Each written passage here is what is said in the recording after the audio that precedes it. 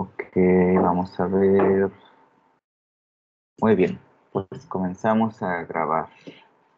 Bueno, pues hola estimados estudiantes. Comienzo con la sesión de esta semana. Hoy es lunes 5 de septiembre y esta sería la segunda sesión de nuestro programa de estudios. El día de hoy vamos a abordar ya los contenidos de la unidad 2. La unidad 2 se llama Aspectos Generales y voy a explicar los temas de análisis preliminar del texto y tipo de lector y premisas del diseño. Ambos son temas que sirven para analizar de manera inicial cuando recibimos un texto para convertirlo en un proyecto editorial y qué características debemos de considerar para el público que lo va a recibir, porque cuando recibimos un proyecto de este tipo tenemos que pensar en las necesidades de nuestro usuario final, no el cliente, sino quien va a leer el proyecto. Y esto tiene que ver con su edad, con su capacidad lectora, con sus intereses y un poco también con la intención del autor que redactó los textos acerca de qué es lo que quería lograr como objetivo final con ese texto, si que es un texto de entretenimiento, informativo, de convencimiento, de llamado a la acción, etcétera. Hay diferentes objetivos que uno debe de considerar cuando recibe un texto para convertirlo en un proyecto editorial y ahorita vamos a platicar acerca de eso.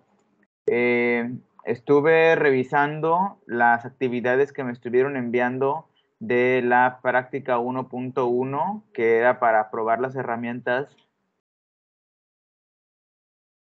perdón, que era para probar las herramientas iniciales del programa Adobe InDesign. Estuve viendo que en lo general lo estuvieron realizando muy bien.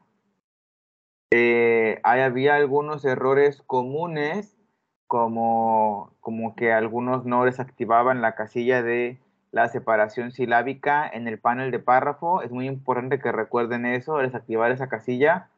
O que, por ejemplo, había quienes colocaban el texto en las cajas de marcos de texto, pero no hacían marcos de texto vinculados, sino que hacían marcos de texto individuales.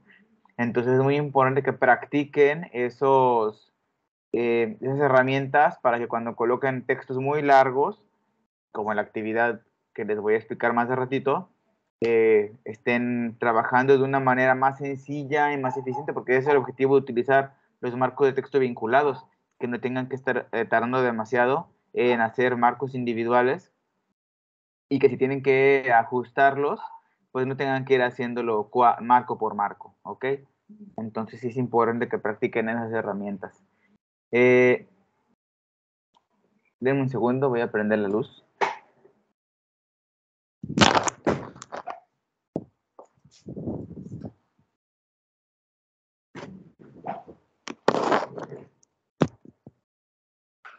Ok, ahora sí ya está un poco más iluminado. Entonces, pues bueno, si no han terminado su actividad 1.1, les recomiendo que la terminen y la entreguen para que no les falten actividades por calificar y para que practiquen esas herramientas porque van a utilizarse en la actividad 1.2. Entonces, pues bueno. A continuación, voy a compartirles los documentos que yo ya les alojé en la sección de archivos en la unidad 2. Son las presentaciones de estos primeros dos temas y ya la próxima semana estaremos abordando los demás temas. Denme un segundo.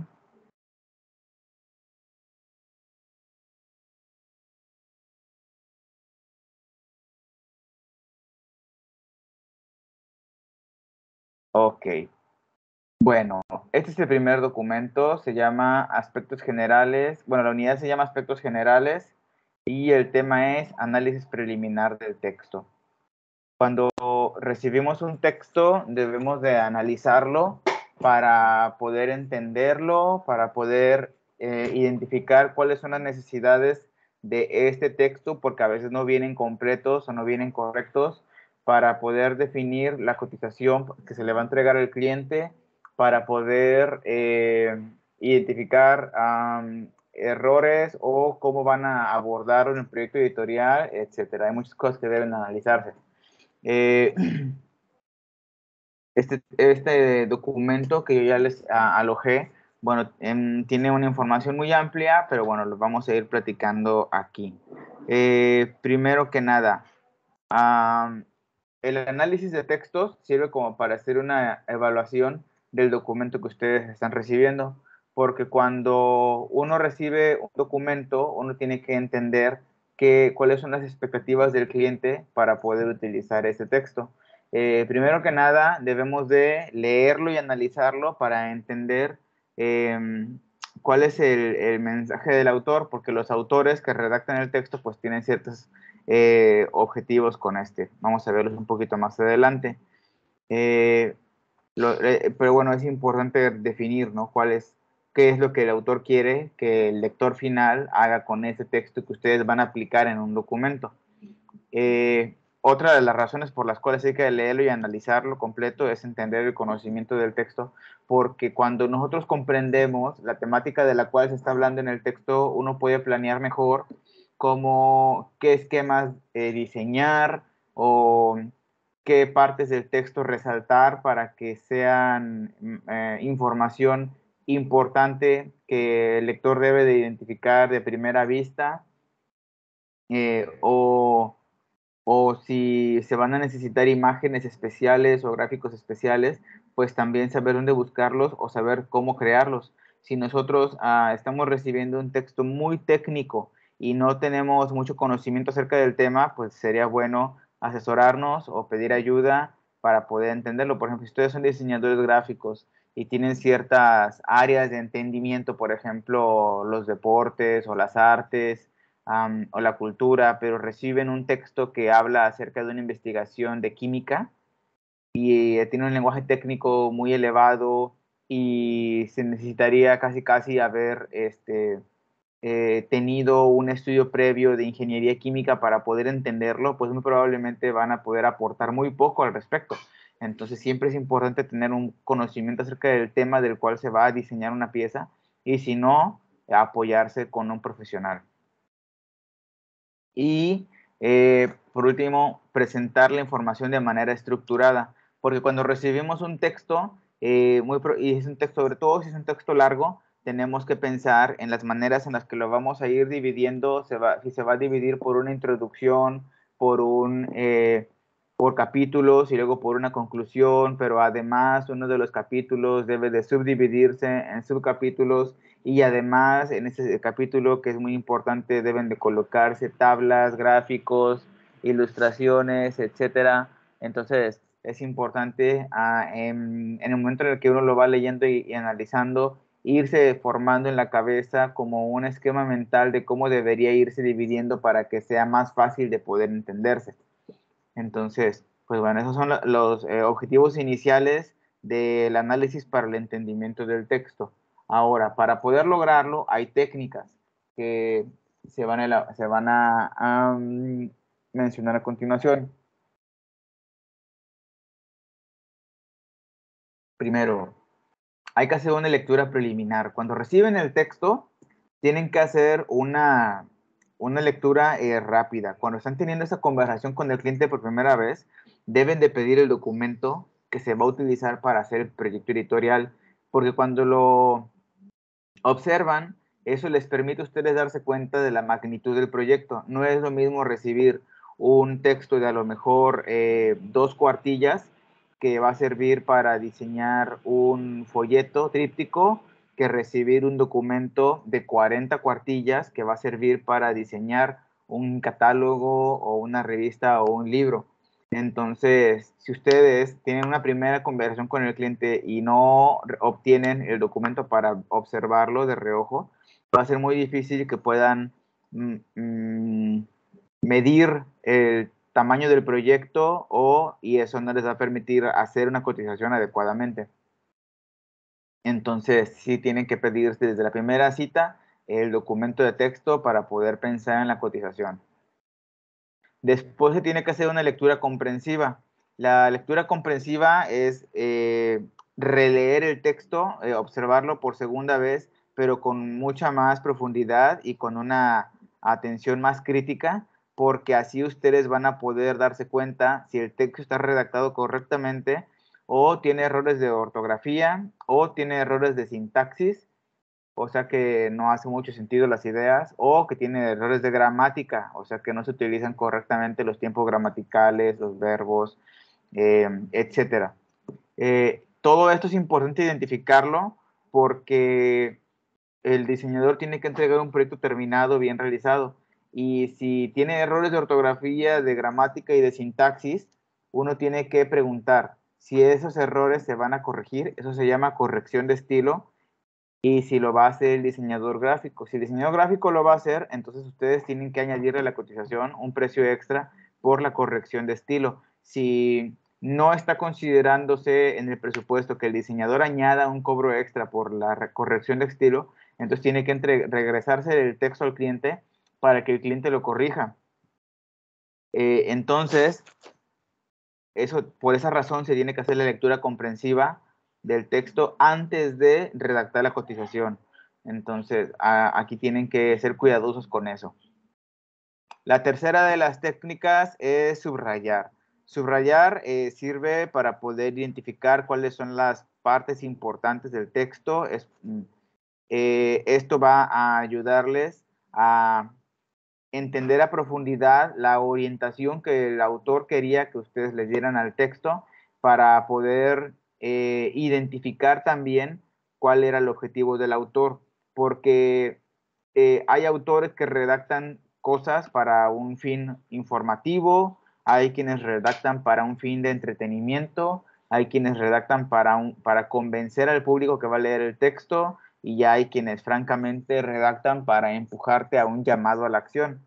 Entonces, dependiendo de esos objetivos del autor, uno tiene que saber qué frases dentro del texto o qué secciones dentro del texto deben de resaltarse a través de cambios de tipografías, negritas, tamaños de letra, colocar marcos de colores por detrás del texto, hacer aclaraciones, etcétera. Entonces, todas esas son técnicas gráficas que deben de servir para poder darle jerarquías al texto, para poder comunicar eficazmente los objetivos del autor. Después, también se pueden hacer esquemas, porque los esquemas sirven para poder dar esas jerarquías de las que estoy hablando. Si ustedes tienen un documento, así, la cuartilla de texto, además de todas las demás cuartillas que tienen que trabajar, y ustedes observan, pues, todo el texto redactado con el mismo tamaño de letra, pues, bueno, ustedes tienen que leerlo e ir seleccionando cuáles de todas esas partes del texto son las que tienen que ser más importantes en comparación con las demás. Eso les va a permitir definir las partes más importantes para destacarlas de todo, ¿ok? Y eso les va a ayudar a tener un proyecto editorial más completo, que sea más entendible y que pueda comunicar mejor las ideas, ¿ok? Otra de las técnicas es el resumen, porque a veces nosotros recibimos un texto que se piensa terminado, que en teoría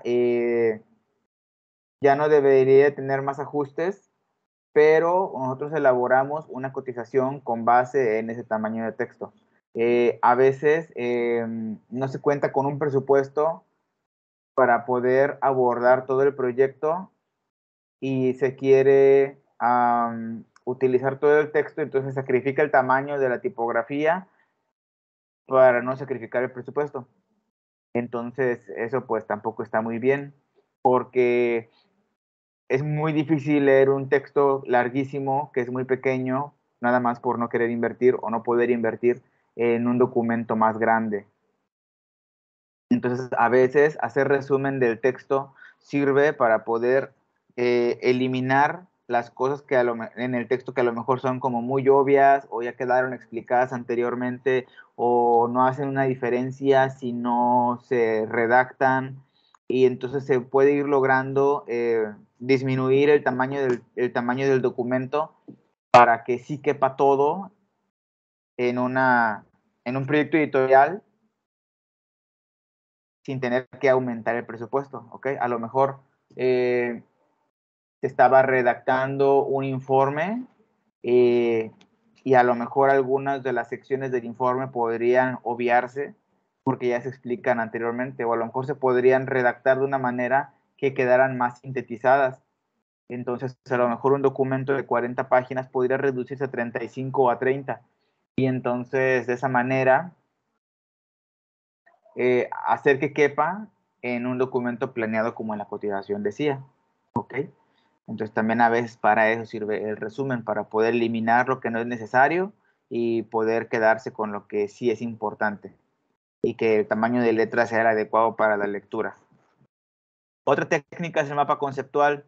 El mapa conceptual sirve para poder identificar datos relevantes dentro del texto y que conviene no olvidarlos a lo largo de la lectura o que, o que son a lo mejor datos importantes pero complejos y que se entienden más fácilmente a través de un esquema gráfico como un mapa conceptual. Por ejemplo, hay algunas ediciones de Cien años de soledad. Para quienes leyeron ese libro de Gabriel García Márquez sabrán que se habla de una gran cantidad de personajes que hicieron diferentes cosas y que están vinculados entre sí porque son toda una familia. Y que se va hablando de la historia de la familia en el pueblo donde viven a lo largo de muchos, muchos años, ¿no? Con el paso de la lectura, pues se va olvidando quién era hermano de quién era hijo de quién, qué relación tenía uno con otro. Entonces, algunas ediciones ponen desde el inicio, en la primera página, un gráfico como este, que es una infografía que indica qué actores aparecieron, digo, qué personajes aparecieron primero, cuáles eran sus relaciones, sus características, y luego ellos, quiénes fueron sus hijos, y luego con quién se casaron, quiénes fueron los nietos y así. Entonces, esto ayuda mucho a poder ir entendiendo las diferentes relaciones entre los personajes y para poder entender la lectura a lo largo de todo el libro. Entonces, los mapas conceptuales sirven para eso, para el entendimiento del diseñador y para el entendimiento del lector. Entonces, esto es importante poder considerarlo. Ahora, eh, Ahora, también hay diferentes tipos de textos que deben uno de poder identificar. El primero es el texto argumentativo. El texto argumentativo, como dice la lectura, es realizado para dar a conocer o sustentar la hipótesis de un autor. Por ejemplo, cuando ustedes están haciendo una investigación y tienen que buscar un documento científico, los documentos científicos a menudo tienen una estructura similar, ¿no? Primero comienza un resumen en español, luego un resumen en inglés y luego una introducción y luego como una hipótesis que aporta el autor del documento. Y luego ya viene la explicación del marco teórico y los experimentos que tuvieron que irse realizando para poder confirmar la hipótesis y por último la conclusión. Entonces, eso tiene una estructura pues común que ya se entiende como la estructura autorizada para la redacción de un documento científico. Pero es aquí cuando se va a utilizar, cuando se va a trasladar un documento científico a un texto que se tiene que compartir en otro medio, entonces tiene que tratarse de dejar bien en claro cuál es la hipótesis y cómo el autor la va a ir argumentando para comprobarla, ¿ok? Sin romper esa estructura del documento científico, porque entonces ya no tendría validez. Otro de los tipos de textos son los históricos.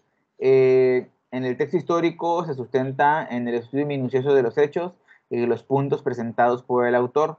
Aquí uno tiene que tener como un cuidado muy importante con la estructura para poder hablar de las fechas, de los sucesos, de las personas.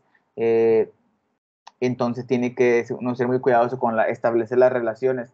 A lo mejor en ese tipo de textos sería muy útil utilizar mapas conceptuales para dejar más en claro al lector eh, las cosas que fueron sucediendo y cuándo fueron sucediendo y por quién fueron sucediendo. Otro de los textos que se abordan son los literarios, que tienen que ver con los que analizan una obra literaria y evalúan sus partes, etcétera. Entonces, y se usan para libros, poemas, novelas. Entonces, bueno, aquí muy probablemente tiene que abordarse como un texto orientado hacia el entretenimiento. Entonces, pues uno tiene que ser como muy cuidadoso con el tipo de letra, con las separaciones, con los márgenes, para que la lectura pueda ser cómoda, ya que ese tipo de textos pues son amplios, entonces no deben de ser cansados. Otro tipo de textos son los expositivos. Dice aquí que se basan en procesos investigativos en distintas áreas de conocimiento y son creados para generar interés en el receptor. Al analizarlos, se deben destacar las ideas presentadas y explicarlas de la manera más concisa. Por ejemplo, si uno está leyendo una revista de la NASA en donde se explica los diferentes problemáticas a las que tuvo que enfrentarse uno de esos vehículos automáticos que se posan encima de la Luna o de Marte, y cuál fue su travesía y cuáles fueron los descubrimientos, o sea, no se aborda como un texto científico, aunque sí se habla de ciencia.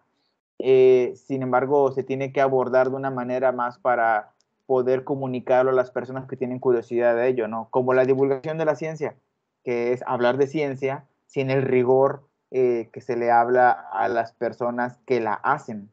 ¿Okay? Otro de los textos que se analizan son los periodísticos.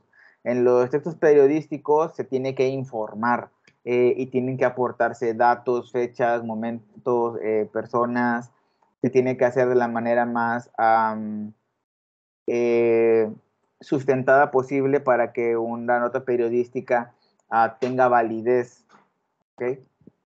Entonces aquí sí se ocupa mucho también el asunto de las jerarquías para poder identificar, pues primero una estructura común para un texto periodístico, como un título, subtítulo, a lo mejor una fotografía, pie de foto, quién es el autor de la foto, quién es el que redacta la nota, su nombre, sus datos de contacto, cuándo la redactó, luego la introducción de la nota, luego pues el resto del cuerpo de la nota, y el último poner como la ficha de datos del autor, los datos de la del periódico que lo está publicando, etcétera. Y por último, el análisis de textos teatrales. Aquí dice que para realizar un análisis funcional de un texto teatral se deben evaluar por separado todos los aspectos que conforman la creación literaria, como el contexto, la estructura, el contenido, los personajes, el lenguaje utilizado, y luego se hace una relación entre cada uno de los elementos. Entonces, pues bueno, como pueden ver, el análisis de textos pues requiere la lectura, el análisis crítico, y el entendimiento de cuáles sean los objetivos del autor.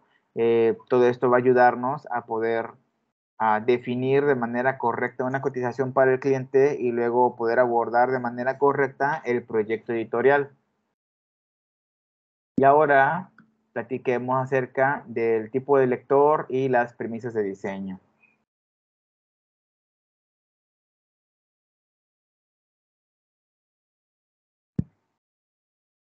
Bueno, en este documento hay que platicar acerca de la importancia de entender cuál es el lector final que va a recibir nuestro proyecto editorial, porque los proyectos editoriales, como las revistas, los catálogos, los libros, los periódicos, etcétera, pues son un tipo de producto que nosotros nos animamos a tomarlo, a hojearlo y después a comprarlo, muy probablemente juzgándolo desde encima. O sea, no vamos a una tienda de libros o a una tienda de revistas y nos sentamos a leerlo durante mucho tiempo para después decidir si lo compramos. A menudo queremos a menudo vemos la portada y a veces decidimos comprar nada más por la portada. A veces nos detenemos y leemos un poquito la introducción, o leemos la contraportada para ver de qué trata y así nos interesa lo compramos, pero no hacemos un análisis profundo antes de comprarlo. Entonces, por lo tanto, se le dedica muy poquito tiempo para poder tomar la decisión de compra. Por lo tanto, el diseño editorial tiene que ayudarnos a poder eh, atraparnos por la estética y después por el contenido. Por ser esa la razón por la que decidimos comprar un producto editorial, pues debemos de entender cuáles deberían de ser los permisos del diseño que deberíamos de considerar eh, y también entender a las características del lector al que se lo vamos a dirigir, porque los lectores pues tienen diferencias entre sí. Algunos pues tienen a lo mejor debilidades visuales que debemos de considerar, o a lo mejor no pueden ver bien ciertos contrastes de color y hace incómoda la lectura para el lector, etc. Entonces vamos a ir analizando brevemente los diferentes premisas. Primero, lo que debemos de considerar en todo proyecto editorial son estos datos. Primero, el formato. Si va a ser un libro, una revista, un catálogo, un periódico, un folleto, etcétera. Porque cada uno de esos formatos tienen diferencias. Unos son más extensos que otros, unos son más variados que otros, unos pueden ser más estéticos que otros, unos pueden ser más creativos en el manejo de materiales, de tintas, de formatos, etcétera. Entonces, hay que entender primero el tipo de formato que se va a elaborar para después ir planeando la estética de los materiales, los colores, en fin. Segundo, el material o soporte. Hay tipos de papel diferentes para usar en libros o revistas. Hay tipos de cartulinas diferentes para los forros. Esto hay que definirlo con base en el presupuesto o en el objetivo del cliente. Entonces hay que tener una conversación extensa a ver cuánto es lo que se quiere invertir en el proyecto y eh, cuál es el objetivo, si quieren hacer un producto elegante o un producto económico o un producto que atrape a un público joven o un producto que atrape a un público más conservador, o quieren hacer ver el texto muy digno, muy ceremonioso, o lo quieren hacer ver como algo muy informal. Entonces hay que identificar qué es lo que se quiere lograr y con cuánto se cuenta. También deben de considerar la legibilidad tipográfica, que el tamaño de la letra que se utilice, el tipo de letra, el interlineado, el espacio entre letras y el color sea el adecuado para el público al que se va a dirigir el producto editorial, porque no podemos ser demasiado creativos si al final el lector pues va a tener ciertas debilidades visuales que le van a impedir entender la lectura. Entonces, bueno, ahí sí sería un problema. Eh, Debemos de considerar las imágenes, la manera en la que se van a disponer en el producto editorial, sus colores, su tamaño, la calidad, porque cuando utilizamos imágenes hay que enfrentarnos a muchas problemáticas. Primero, si las imágenes las vamos a generar nosotros como diseñadores o nos las van a entregar, o si vamos a pagar por ellas en un banco de imágenes. Y evidentemente para tener los permisos, pues deberíamos de considerar si va a ser un banco de imágenes de paga o va a ser un banco de imágenes gratuitos, donde las imágenes tienen permisos para poder utilizarlas y hacer obras derivadas y que no nos demanden por derechos de autor. Otra de las cuestiones es si el cliente nos va a proporcionar las imágenes, asegurarnos que tiene los permisos o asegurarnos que las imágenes tienen la calidad adecuada para poder colocarse, porque a veces hay clientes que no tienen todo el conocimiento para la generación de imágenes, las toman ellos mismos y tienen poca resolución o están mal iluminadas o no se pueden editar correctamente, etcétera. Entonces, hay que darle al cliente una asesoría adecuada acerca del uso de las imágenes. Hay que considerar la caja tipográfica, o sea, el marco en donde se van a ir colocando todos los textos para asegurarnos que van a caber correctamente. O si tenemos que planear una retícula editorial, que después lo vamos a ver más a fondo, pero es como la estructura que nos guía en dónde debemos de colocar los textos, hasta qué tamaño debemos colocar las imágenes, dónde podemos colocar llamadas de atención, dónde van a ir las fotos principales y los títulos, etcétera. Es toda una estructura para poder darle orden y armonía a los elementos a los elementos del proyecto editorial. Entonces, si todo esto se puede conjugar y esto va a ayudarnos a tener un producto editorial ordenado y estético. Entonces, bueno, ahora sí ya podemos comenzar con el proyecto.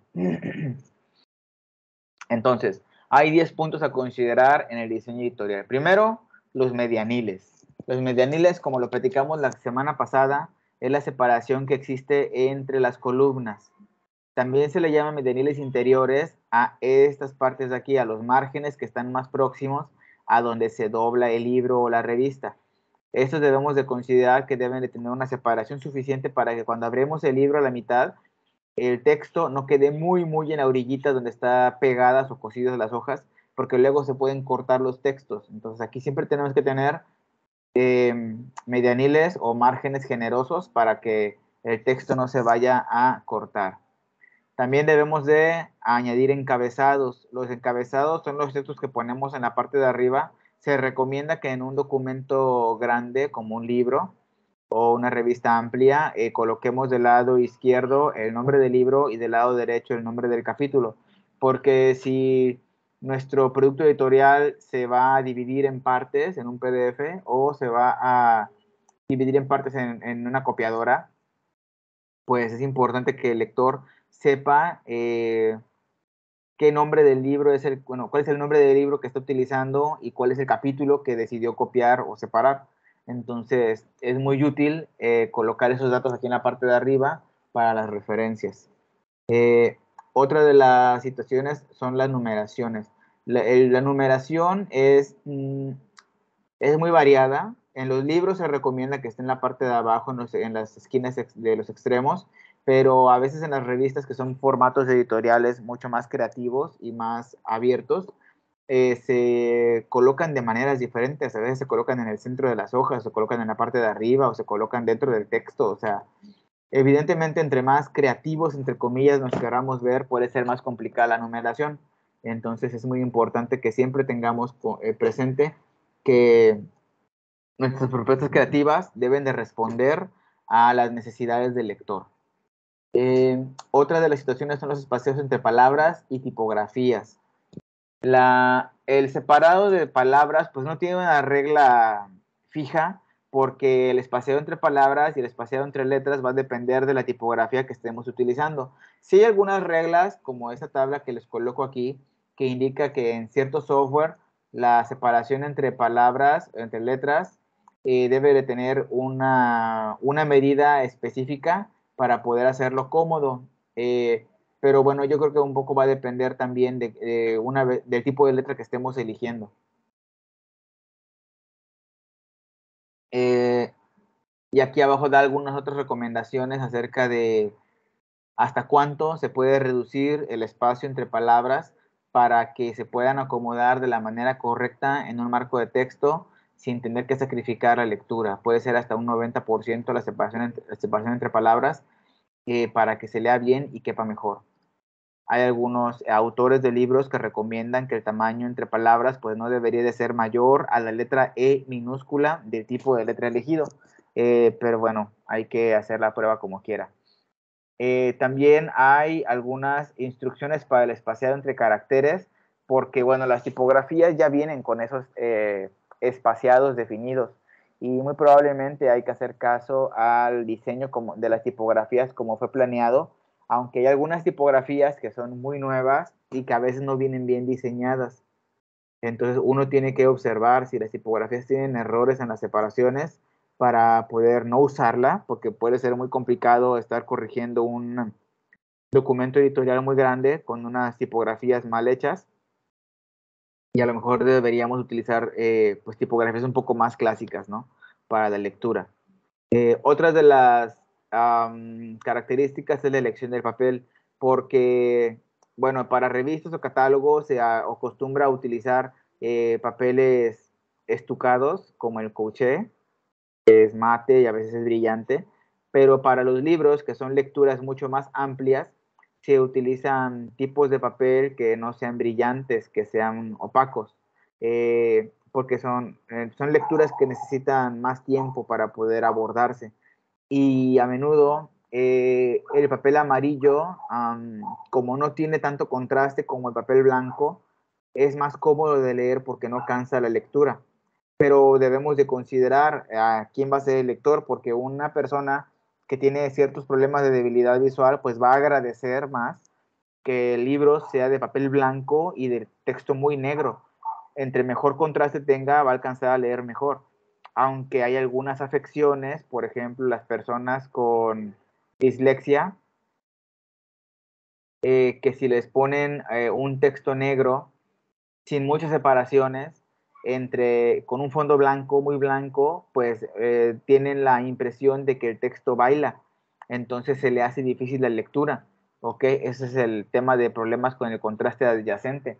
Entonces es importante sí considerar si nuestro lector va a tener ciertos problemas específicos para poder entender mejor la lectura del texto. Otra de las recomendaciones son las tablas.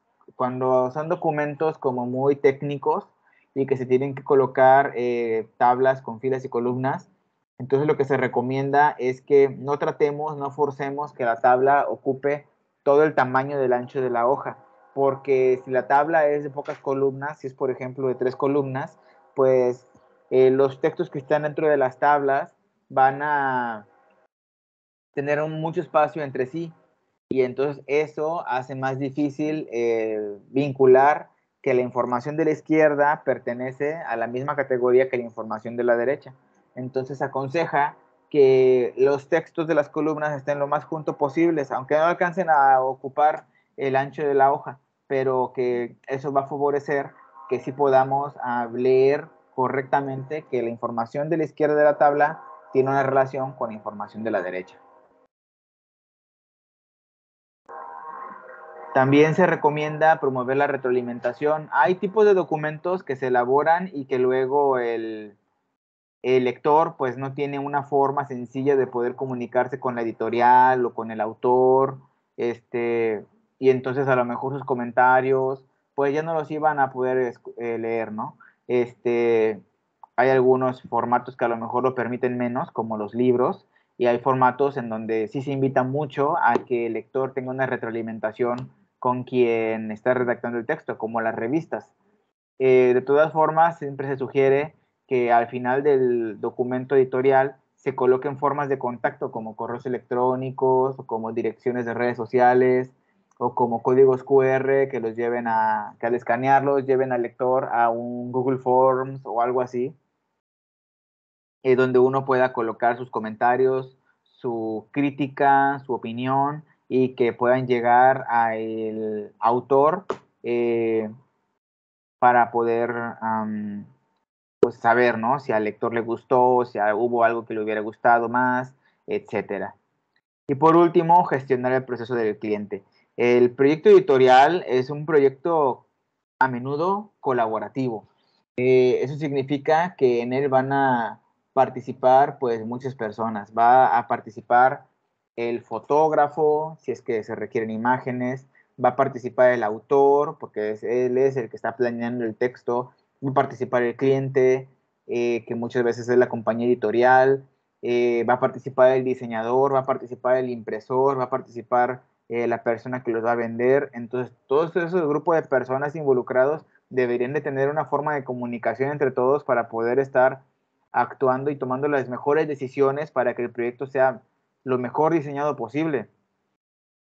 Entonces, a veces el cliente limita la forma de contacto entre el diseñador y las demás personas porque los quiere mantener a todos como controlados, ¿no? Y que las decisiones que prevalezcan sean las del cliente. Pero siempre es importante convencerle que una colaboración entre todos va a ayudar a tener un mejor proyecto. Entonces, por eso se debe de gestionar mucho la relación con el cliente. Y como el diseñador gráfico es probablemente el profesional que tiene la mayor responsabilidad en el proyecto editorial, es el que tiene que tener un contacto directo con todos. ¿Ok? Entonces, pues eso hay que considerarlo. Ahora, todo esto que hemos aprendido aquí, lo vamos a poner a prueba con la siguiente actividad. La actividad que se va a evaluar para esta semana se llama P1.2, diseño adaptado al lector. Y esta actividad, pues bueno, va a ser individual otra vez. Aquí dice, elige un texto y define su diseño editorial considerando las características del lector. Junto con lo que yo les acabo de... Bueno, junto con estas instrucciones, en la tarea de Teams tienen alojados 4 documentos de Word, ¿ok? Cada uno es diferente, son de géneros distintos. Uno es una noticia, creo que es del informe de gobierno del presidente Andrés Manuel López Obrador. Otro es una nota de, de la Met Gala del 2022. Otro es un cuento de Edgar Allan Poe. Y el último es...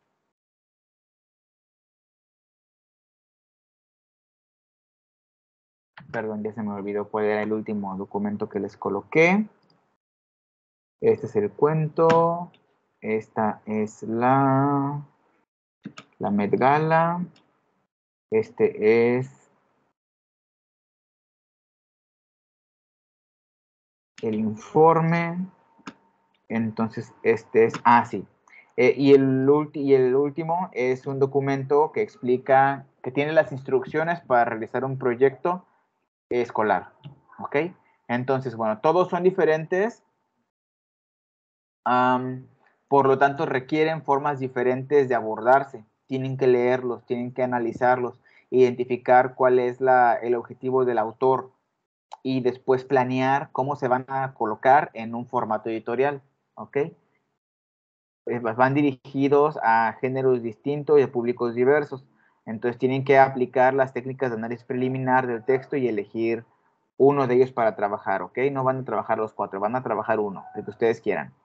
Primero, van a diseñar el documento según el texto elegido y las características del público que lo van a dirigir es lo que va a definir cómo van a diseñarlo.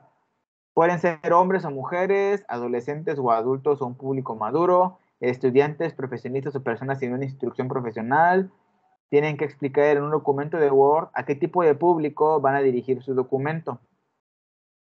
Y cuando ya tengan elegido y redactado esto, que también me lo tienen que entregar, ahora van a abrir un documento de Adobe InDesign. Ese documento de InDesign tiene que ser en tamaño carta. Ustedes van a elegir las unidades. Bueno, ustedes tienen que elegir las unidades en centímetros, pero ustedes tienen que elegir la orientación, que puede ser vertical u horizontal, como ustedes consideren que se va a leer mejor. Tienen que asignar 4 páginas opuestas para que lo puedan trabajar en su archivo de InDesign. Entonces van a hacer un documento de 4 páginas.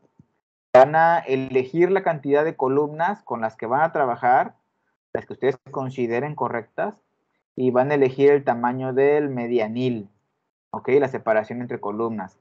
Van a establecer los márgenes, ustedes deciden de qué tamaños, y no van a asignarle sangrado ni anotaciones. En las páginas maestras van a asignar la numeración automática y van a configurar que los números queden por encima de fondos o imágenes. Ahora, algunos de los textos que les coloqué en los documentos de Word son más largos de lo que podrían caber en 4 páginas. Entonces, si no les cabe, no hay problema.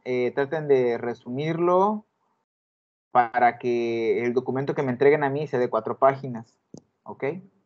Aquí tienen que entonces utilizar la técnica de resumen para ver con qué se pueden quedar y qué puede liberarse. Van a copiar el texto elegido desde el documento de Word y lo van a pegar en los marcos de texto de InDesign. Van a generar marcos de texto vinculados para que el texto se vaya distribuyendo en las 4 páginas. No vayan a hacer marcos de texto individuales porque van a batallar mucho. Van a definir los tipos de letra, los tamaños de la letra, las columnas, títulos, subtítulos y cuerpos de texto. Este va a ser su primer ejercicio de jerarquía. Quiero ver cómo lo manejan. Ustedes van a identificar qué es lo importante en los textos que dijeron para poder darle esas variedades a los tipos de letra.